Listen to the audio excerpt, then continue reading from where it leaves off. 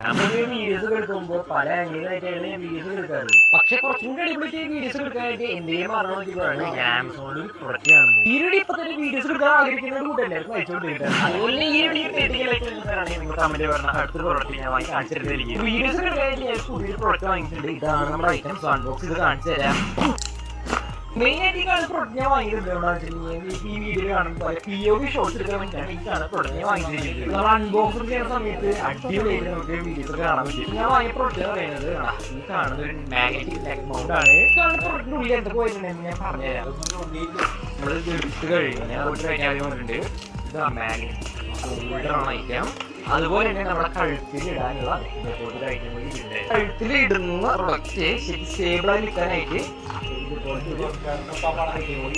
So ഞാൻ ഇതൊക്കെ setup ആയി ഇടുന്നതാണ്. ആദ്യം ഈ കാണുന്ന നെക്ക് മൗണ്ടിന്റെ മേലേക്ക് ഈ ഐറ്റം വെച്ചിട്ട് ഈ ഒരു ടൂൾ ഉണ്ട്. അത് ടൈറ്റ് ചെയ്ത് കൊടുക്കണം. Item set